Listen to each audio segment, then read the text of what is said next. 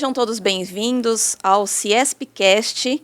Hoje nós vamos falar sobre NR1, um assunto tão atual e que tantas empresas estão procurando sobre o assunto, informação, atualização.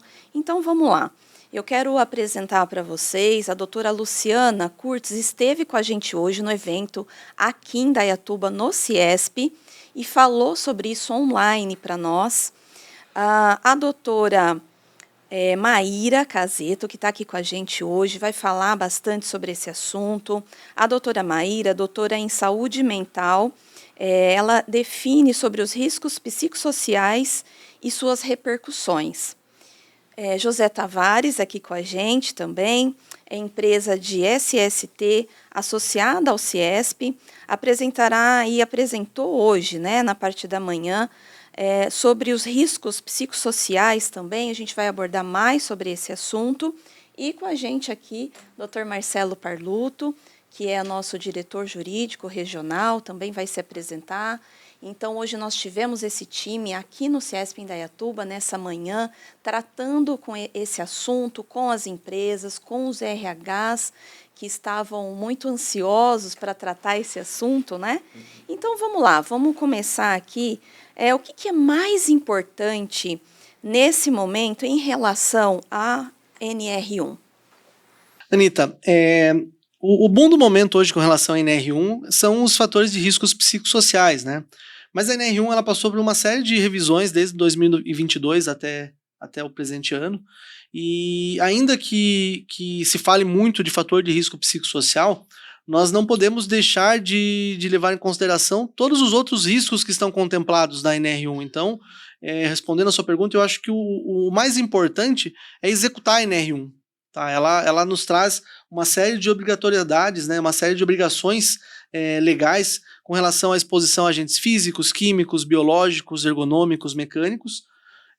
O fator de risco psicossocial ele se enquadra como um novo fator de risco dentro da classe de riscos ergonômicos. Então, nós temos essa atualização, mas eu costumo deixar muito claro para as empresas que ele não é o mais importante. Tá? Eu acho que o importante da NR1 é a gente seguir ela na íntegra, é conseguir fazer a implantação dela de forma sistêmica, ao ponto que colaboradores se sintam mais seguros em seus ambientes de trabalho, que as empresas se sintam mais seguras em seu arcabouço legal perante uma fiscalização do Ministério Público, do Ministério do Trabalho, e automaticamente, socialmente, nós temos então trabalhadores mais saudáveis, felizes e empresas com uma visibilidade muito mais valorizadas no mercado de trabalho. Então a NR1, como nós chamamos ela, desde a sua revisão, como a mãe das normas, é uma mãe que preza pelos seus filhos. Então ela precisa que esses filhos sejam bem cuidados, bem tratados em todos os seus aspectos, não apenas em um fator de risco, como a gente tem visto a mídia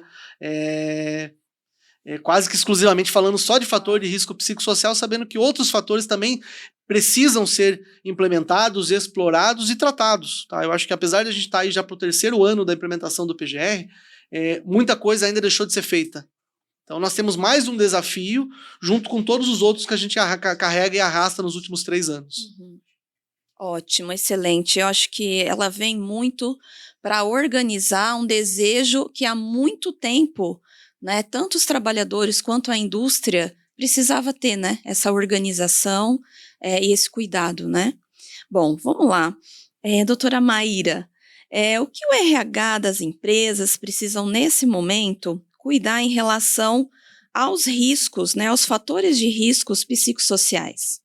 Bom, primeiramente, Anitta, as empresas, o RH principalmente, que é um setor que está mais envolvido, RH, SESMIT das empresas, primeiramente devem compreender que fatores de risco psicossociais se tratam de fatores atrelados aos modelos de gestão e formas de organização do trabalho.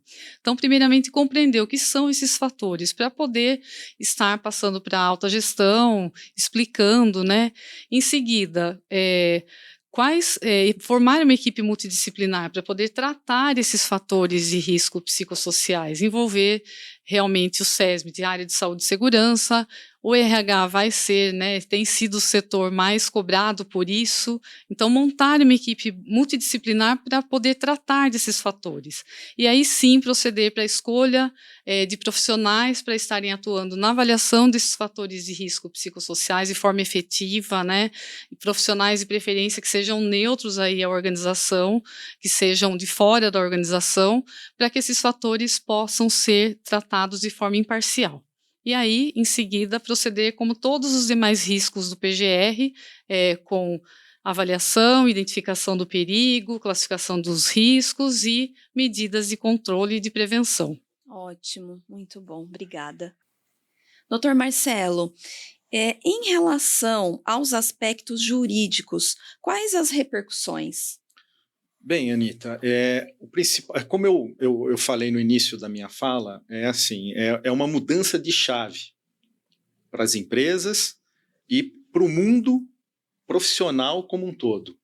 Então, hoje, no fim do dia, a gente vai melhorar o ambiente de trabalho, vai melhorar as condições de trabalho, vai melhorar os aspectos psicossociais de todos os envolvidos, de todos os colaboradores de uma empresa. Mas onde que isso acaba desaguando, não sendo observado? Na justiça, através de reclamações trabalhistas. Então, a gente tem percebido, ao longo desses últimos 2 anos, um incremento significativo nas demandas tratando destes temas. E o próprio judiciário, pela legislação, por não ter uma norma descrevendo e trabalhando isso de forma mais concreta, existe a dupla interpretação, as perícias nem sempre levam para aquele destino desejado, porque aqui não se está pensando em ser melhor, uma empresa melhor ou pior. É a saúde das pessoas, porque no fim do dia toda empresa, todo CNPJ, ele se resume a quê? A pessoas, seres humanos. Sim. Então é aquele princípio, né? O mundo não muda, quem muda são as pessoas e as pessoas mudam o mundo com atitudes. Então a NR1 é o ordenamento dessas atitudes. Muito bom, muito bom. Eu quero agradecer a presença de vocês hoje aqui, estreando o nosso CIESPcast.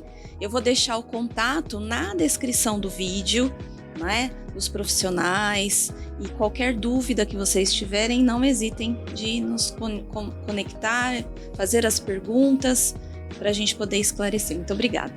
Obrigado. Eu que agradeço. Obrigado, pessoal. Obrigada.